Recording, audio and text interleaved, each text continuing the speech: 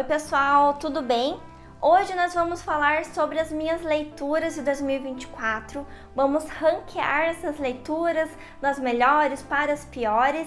Eu vou compartilhar um pouquinho também de como que foi a experiência com cada livro de forma muito breve, porque esse ano foi recheado de leituras. Ao todo eu consegui ler 35 livros. Hoje é dia 23 de dezembro, talvez eu termine mais algum até o final do ano, mas eu queria fazer o quanto antes esse vídeo para compartilhar com vocês essa minha experiência de leitura ao longo do ano. Espero que vocês gostem, então vamos lá. Bom pessoal, então vamos lá, né? Eu tive ao todo 35 leituras esse ano. O intuito é fazer um ranking aqui. Para os livros que tiver resenha, vou deixar tudo na descrição aqui para vocês poderem maratonar o canal. Então, espero que vocês curtam esse tipo de vídeo. Vou começar aí de forma aleatória, tá? Com os livros. Bom, tem O Rei do Inverno, do Bernard Cornwell. Eu li ele por indicação da Tati Feltrin. Eu pessoalmente sou apaixonada por histórias arturianas e para mim foi uma grata surpresa, porque eu senti que é um livro que ele desmistifica um pouco, né, aqueles personagens perfeitos das crônicas arturianas, o que pra mim faz bastante sentido. Eu gosto desse tipo de desenvolvimento, então eu vou dar pra ele 4 estrelas, tá? Eu acho que é uma ótima nota pra esse livro. Vamos ver se muda alguma coisa, né, ao longo aqui do ranqueamento desses livros. Eu li também O Duque e Eu, tá, da série Bridgerton. É um livro que serviu para passar o tempo, ele teve o seu propósito, é uma farofada, não é um livro ali que, meu Deus do céu, preciso reler, mas é um bom entretenimento. Eu vou dar para ele 2 estrelas, tá? Não é que ele seja ruim, mas assim, é um livro que eu não tirei muitas coisas positivas, além de passar o tempo. Nessa mesma ótica, eu vou colocar O Visconde que Me Amava, que é o livro número 2 dessa série, né? Então, que também serviu o seu propósito. Eu provavelmente vou continuar lendo esses livros, tá? Eu acho que ele é um bom passatempo, na hora que você quer dar uma desopilada, tá com muito livro aí cabeçudo, eu acho que faz sentido, né, ler este livro. Bom, daí tem o livro da Sally Rooney, Belo Mundo, Onde Você Está, que, gente, esse livro eu queria poder desler ele e não ler. Então, realmente foi um livro que eu não curti, não gostei. Eu tenho diversas críticas aí ao modo de escrita da Sally Rooney. A premissa do livro é muito bacana, é muito interessante. A gente tá falando de 4 amigos, né, e como essas relações entre eles se dão.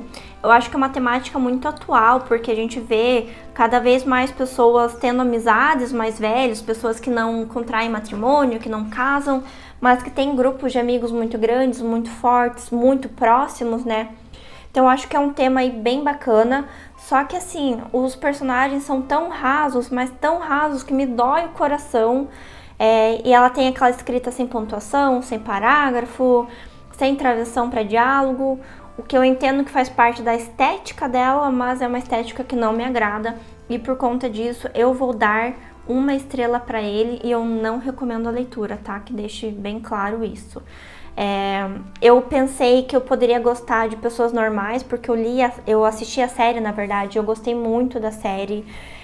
Pensei em ler o livro, mas como eu tive uma experiência que não foi nada bacana com esse livro, então eu fiquei com alguns pés atrás. Bom, daí a gente avança para O Cérebro no Mundo Digital, tá? É um livro que eu não gostei muito da experiência de leitura dele.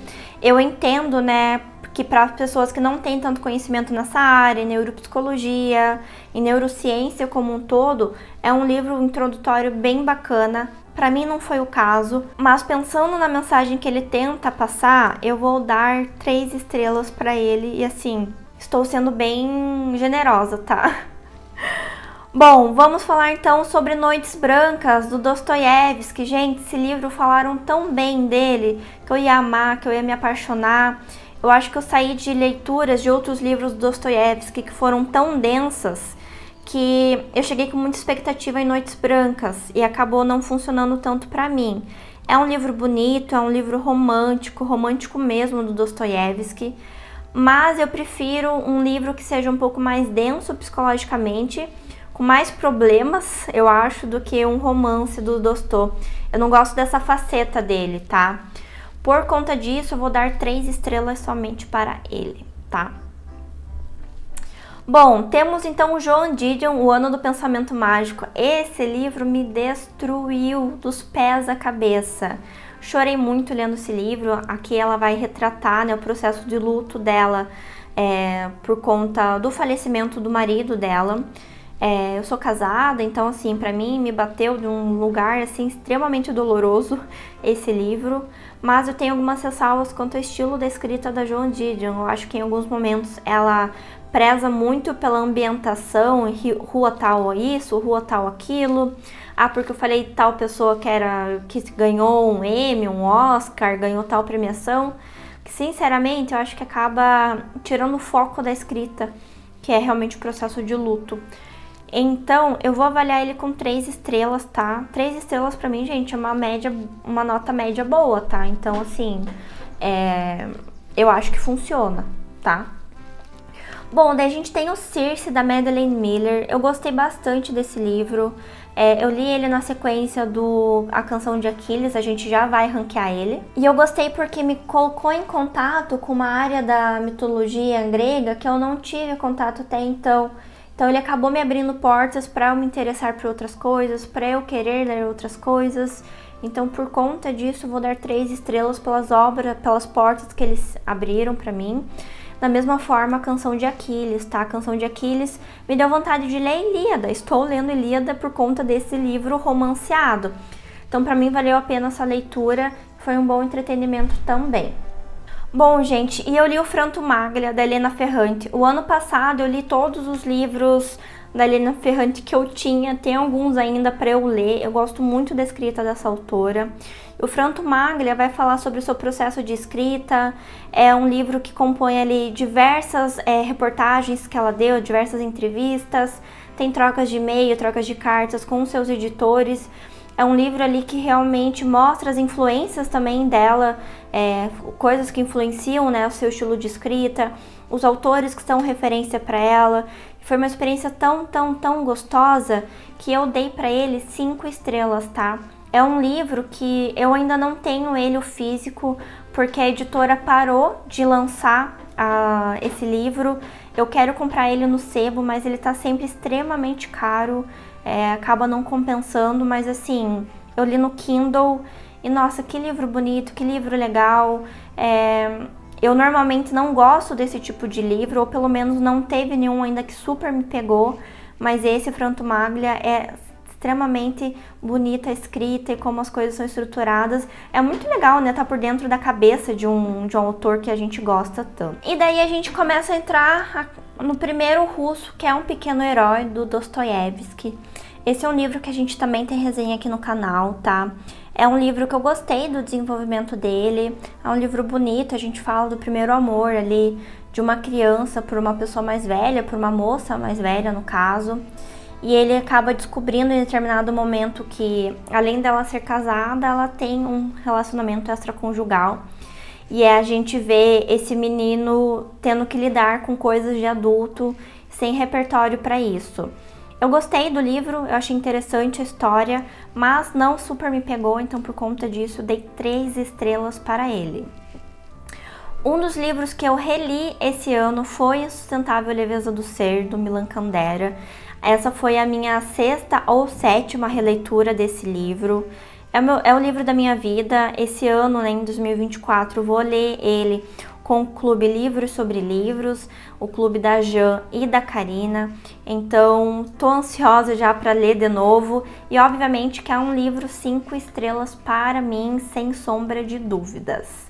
Falando em sombra, eu li Sombra e Ossos, que é um livro aí que inspirou uma série não sei se foi na Netflix ou na Prime Video, acho que foi na Netflix.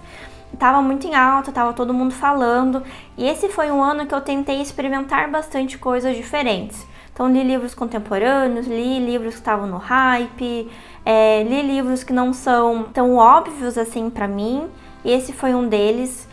É uma história que o mundo mágico, o mundo fantástico ali, ele é muito interessante.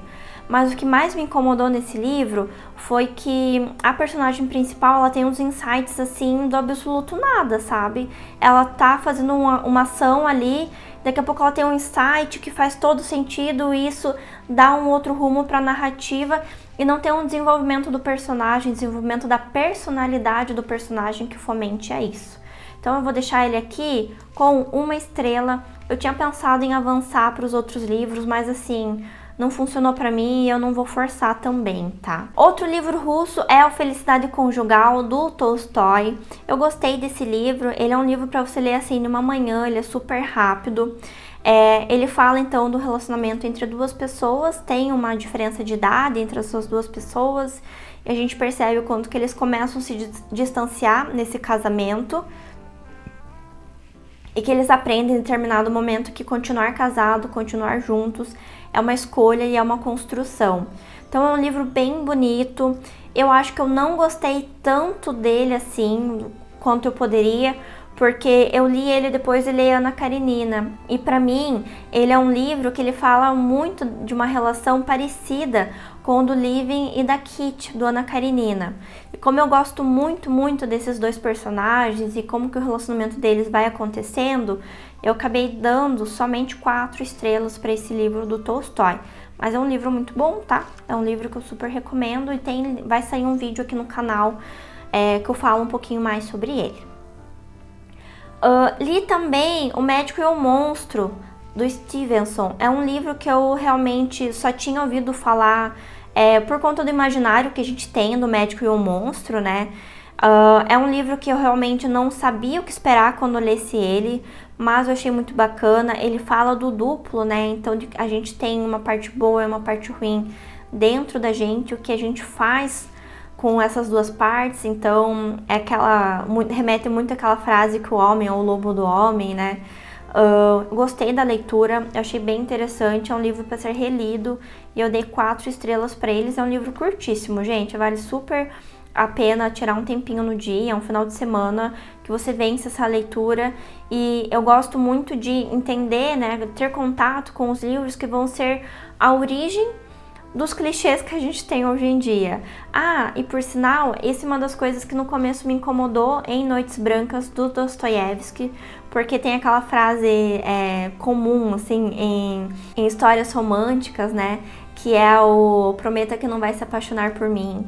Então, pra mim me incomodou de começo, eu acho que foi por isso que o livro me perdeu um pouco, mas eu entendo que talvez Dostoiévski seja a origem desse clichê. Então, todo mundo que já assistiu Um Amor para Recordar, né, que ela fala que tudo bem a gente ser amigos desde que você não se apaixone por mim, desde que você prometa, muito provavelmente a origem está aqui em Dostô. Bom, gente, daí a gente vai assim para um dos meus favoritos, né, do ano, que foi O Deserto dos Tártaros. Esse é um livro que quanto mais eu penso nele, mais eu gosto. Ele vai falar sobre a finitude da vida, ele vai falar sobre o que nós fazemos com o nosso tempo, o quanto a gente permanece em relações que não são positivas pra gente, em situações que não são positivas pra gente. Fala sobre sentido da vida, fala sobre propósito, liberdade, enfim, é um livro favorito. Nossa, eu quero reler ele quantas vezes forem possíveis na minha vida.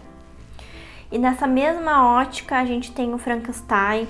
É um livro que eu fiz um vídeo que eu gostei bastante de fazer esse vídeo, conectando ele com a história da solidão e dos solitários, porque para mim esse livro remete muito ao tema da solidão e o que acontece com a gente quando a gente se isola ou a gente é isolado do mundo e dos outros. Eu ainda não consegui fazer uma resenha do livro em si, eu só falei do aspecto da solidão. E é um livro que eu sei que eu vou querer ler ele de novo, porque ele vai reverberar de formas diferentes.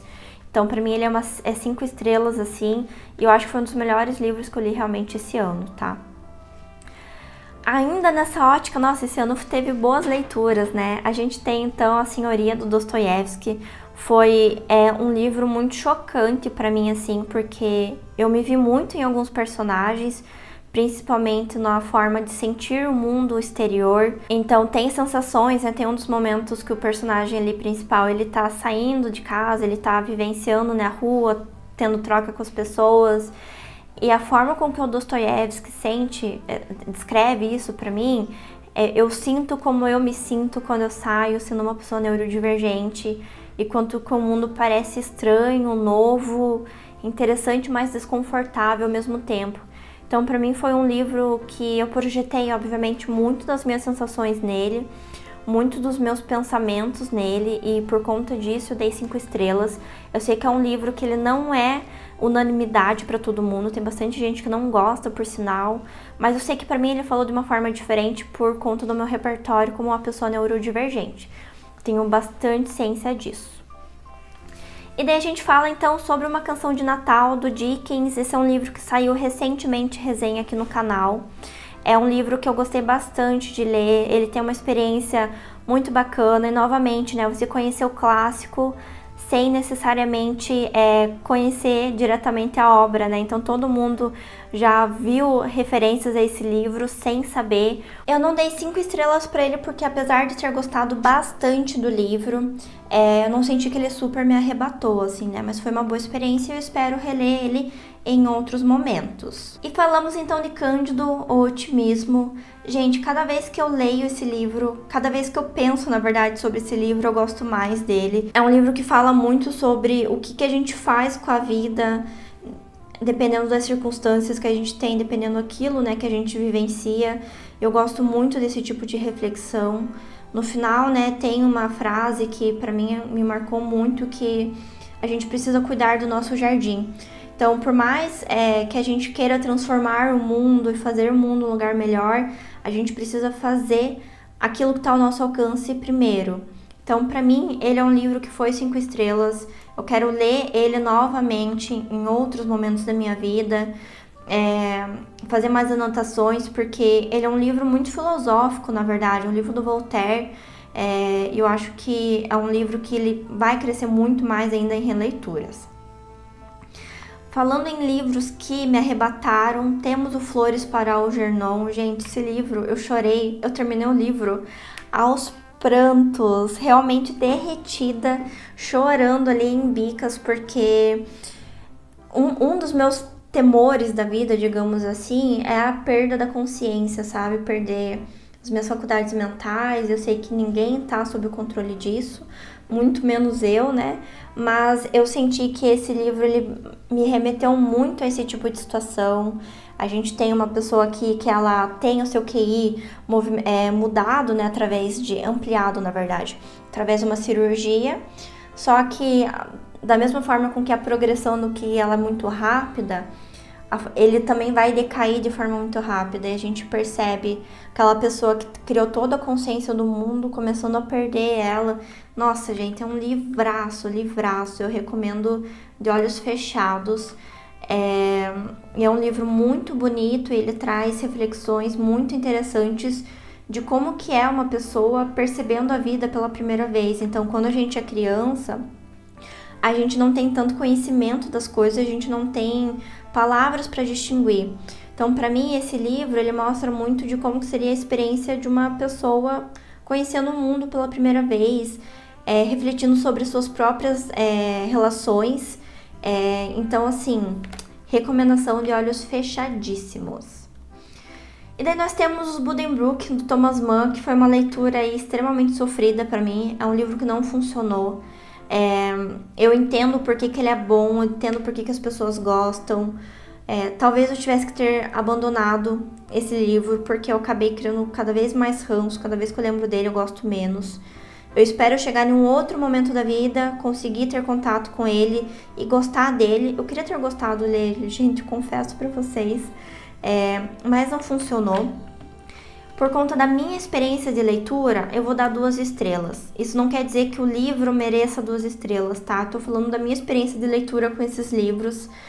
E pra mim, especificamente, esse foi muito sofrido, gente. Eu não conseguia vencer a leitura, consegui chegar ao final, mas a que custo, né? Às vezes a gente precisa largar a mão de algumas coisas antes delas se tornarem sustentáveis pra gente. Bom, daí eu li então Casais Inteligentes Enriquecem Juntos. Foi uma solicitação do meu excelentíssimo marido, ele é economista.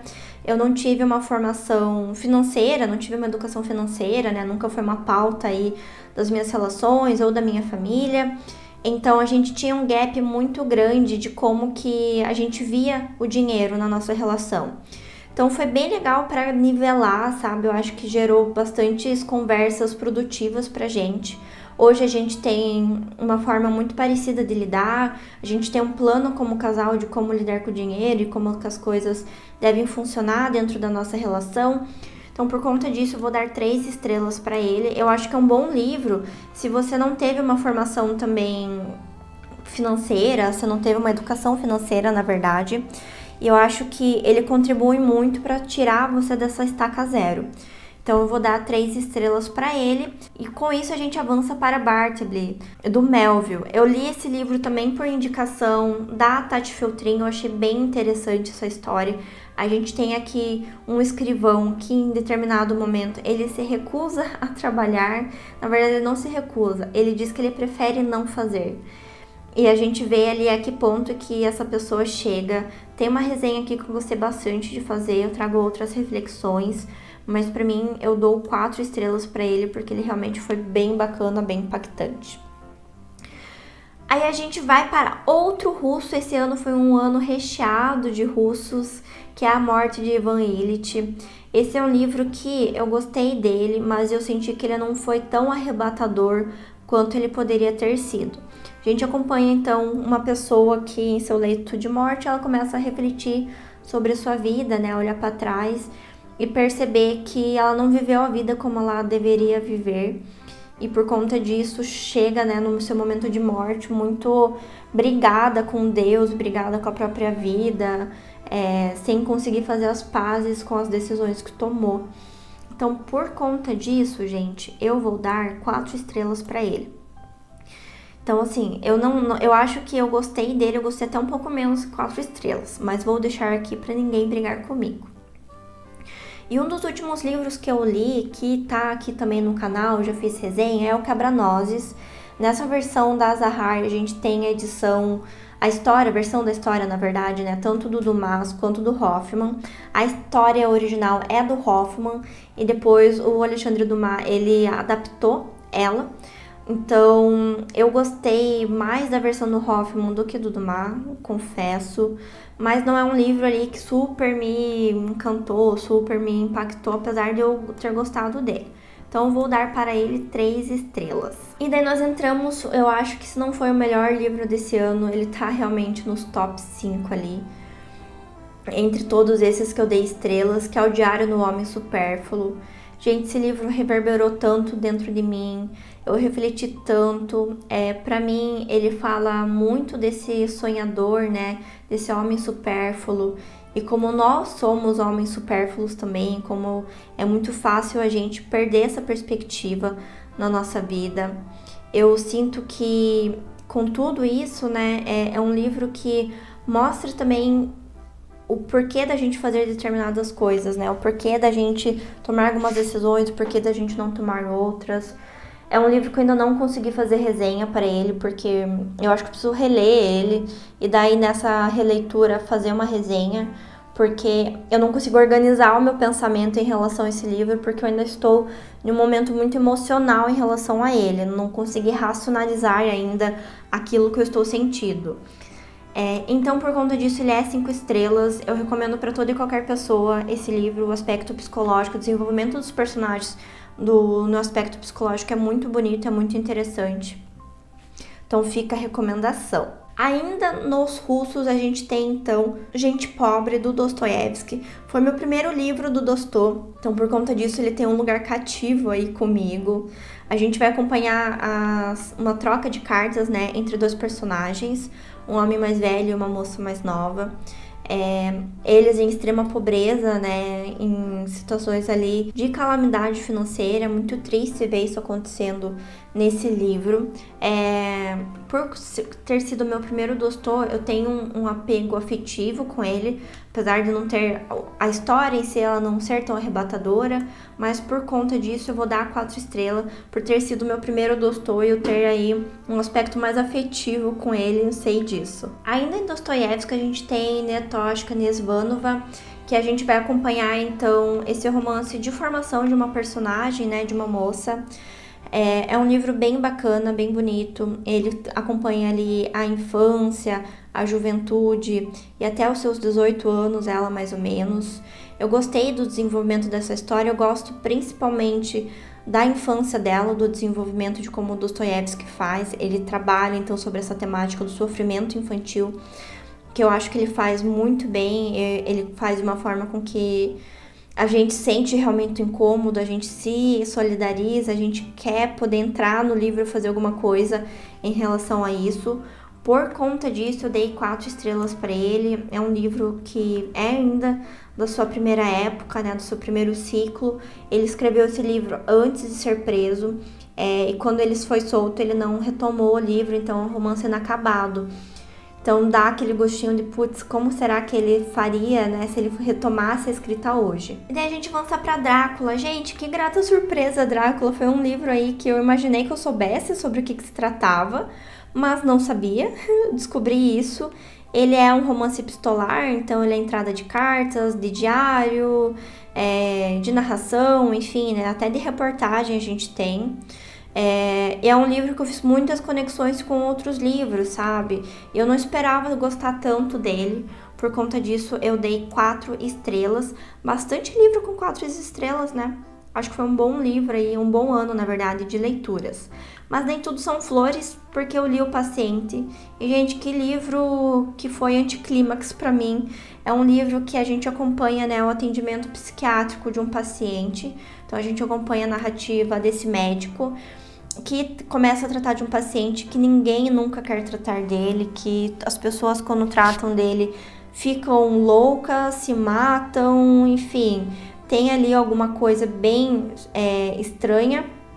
E o final dele vai para uma pegada sobrenatural e que daí me perde, sabe? Eu acho que tinha outras formas de encerrar o livro, de dar um desfecho. Eu tinha diferentes teorias, diferentes hipóteses aqui, e pra mim foi a que eu menos gostei. Então, e é um thriller, tava tentando ver se eu gostava de thriller, não foi uma experiência legal. Não gostaria de ter lido, não gostaria que vocês lessem, por isso dou uma estrela. Bom, retomando os russos, temos o Duplo do Dostoiévski. Eu não sabia que era possível não gostar da experiência de leitura de um livro, mas gostar do livro em si. Então, toda vez que eu converso com alguém sobre esse livro, que eu penso sobre ele, ou tanto de referência, de bagagem que ele me deu para outros livros, é imenso, assim, sabe? Mas a experiência de leitura foi muito pesada pra mim, foi muito incômoda. Eu realmente, assim, me senti mal fisicamente lendo esse livro, me deu muita angústia, me deu muita ansiedade, porque a gente tá tratando aqui do enlouquecimento de um personagem. Ele tá perdendo a conexão com a realidade, ele começa a delirar, e estar dentro da cabeça de uma pessoa dessa forma não é legal e não é prazeroso. Então, se esse era o intuito do Dostoiévski, parabéns, ele conseguiu com maestria, mas para mim cobrou um preço alto essa leitura. Por conta disso, eu dou 3 estrelas para ele. Mas é um livro bom, gente, é um livro muito bacana, é um livro que dá muito ensejo, mas a experiência de leitura foi muito sofrida. E aí, na reta final já, né, eu li também O Dilema do Porco-Espinho, do Karnal. Ele tem ali o que eu trago pra mim, né, é uma alegoria da solidão também, então eu tive algumas leituras que permeavam esse tipo de experiência. Mas não é um livro aí que eu super tenha gostado, que super tenha feito sentido pra mim. Eu li porque ele foi como leitura complementar, tá, para outros livros que eu estava lendo na época. Se não me engano, foi o próprio Frankenstein. Por conta disso, eu dou 2 estrelas. Não é um livro que eu leria ele novamente, não é um livro que eu recomendaria também. E por conta disso, eu dou 2 estrelas. Daí a gente avança sobre histórias do Lewis. Eu gostei desse livro, tá? Mas eu confesso que eu não lembro de muitas coisas que eu li nele, tá?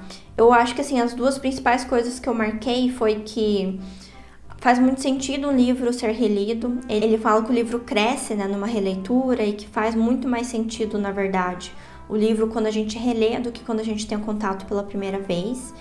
E tem uma outra coisa que ele fala que eu achei bem bacana, é que quando a gente cresce, a gente não deveria trocar os livros infantis pelos adultos, mas sim manter os infantis e somar os adultos.